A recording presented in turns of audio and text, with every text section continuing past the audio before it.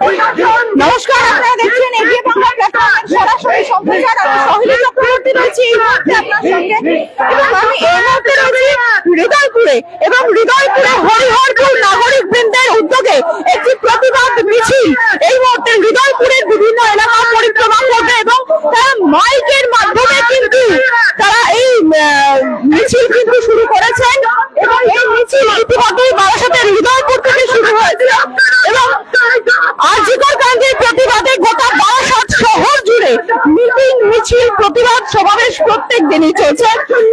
উত্তাল রয়েছে গোটা রাজ্যের পরিস্থিতি, উত্তাল রয়েছে গোটা রাজ্যের পরিস্থিতি রয়েছে, এবং সব মিলিয়ে কিন্তু এই পরিস্থিতি বলা যেতে পারে উত্তাল রয়েছে।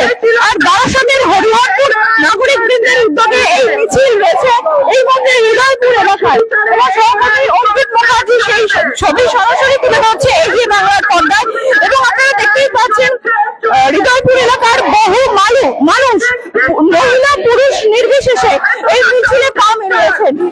আমরা একটু কথা বলার চেষ্টা করবো যে আপনারা মিছিলে পা মিলিয়েছেন আজকের নারকীয় হত্যার প্রতিবাদের দাবিতে দোষীদের শাস্তি চাই অবিলম্বে। 14 দিন কেটে গেলে এখনো কোনো দোষীর শাস্তি পেলেন না কেন? তারা যে প্রশ্নটা তুলছেন যে 14 দিন পেরিয়ে যাওয়া সত্ত্বেও এখনো পর্যন্ত কোন রকম ভাবে দোষীদের শাস্তি হচ্ছে না, সেই নিয়েই কিন্তু তারা মূলত মিছিল করছেন, এবং একটাই দাবি আপনারা শুনতে পাচ্ছেন যে উই ওয়ান্ট জাস্টিস, অর্থাৎ যে জাস্টিসের দাবি প্রথম দিন থেকে উঠেছিল আজও কিন্তু সেই একই দাবি অব্যাহত রয়েছে। আমি একটু কথা বলার চেষ্টা করবো, আপনাদের এই মিছিল কি বলতে চাইবেন? আমরা জাস্টিস চাই, আর কিছু চাই না, একটাই কাজ আমাদের। আমরা মিছিল যাই করছি না কেন, এই যে মানে যে মর্মীয় কাণ্ড ঘটেছে তার একটা সুবিচার চাই, আর কিচ্ছু না, শুধু বিচার। কিসের উপরে? সিবিআই এর উপরে ভরসা, পুলিশের উপরে ভরসা, সেটা আলাদা।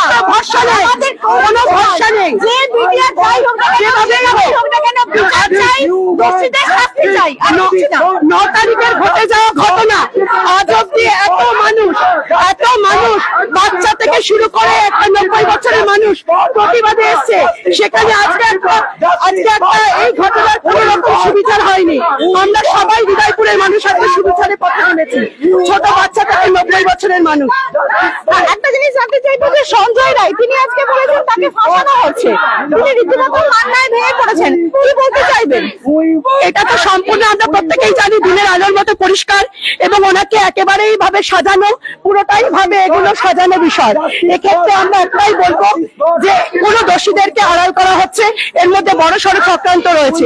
শুধুমাত্র দোষীদেরকে আড়াল করার জন্য এই সঞ্জয় নামক ব্যক্তিটাকে সামনে আনা হয়েছে। যেভাবে রাজ্য জুড়ে একের পর এক ঘটনা ঘটছে, মহিলাদের নিরাপত্তা একদম তলানিতে, তার জন্য বলা যেতে পারে এই মহিলাদের নিরাপত্তার জন্য আপনাদের কোনো দাবি থাকছে যে কোনো আইন আনা হোক, কোনো কিছু? অবশ্যই, এটা তো বলতে খারাপ লাগে এই শতকে দেখে দাঁড়িয়ে আজকে মহিলারা রাত্রে বেলায় কেন যে কোনো কর্মক্ষেত্রে রাস্তাঘাটে কোথাও তারা সুরক্ষিত নয়। আজকে মহিলারা তারা নিজেরা পথে নেমেছে নিজের সুরক্ষার দাবিতে। আজকে তিলোত্তমার ঘটনা, যে আরজিকরের ছাত্রী হত্যা, নৃশংস হত্যাকাণ্ডে আমরা প্রতিবাদ হয়েছি, এটা আমাদের একটা প্রতীকী।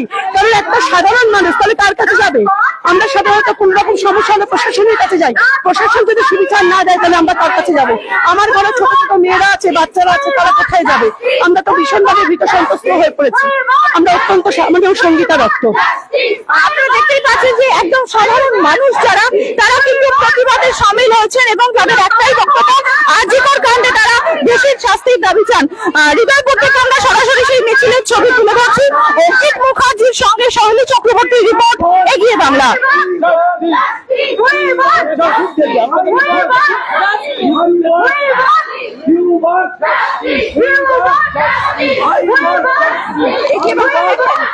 এগিয়ে বাংলা দেখেন।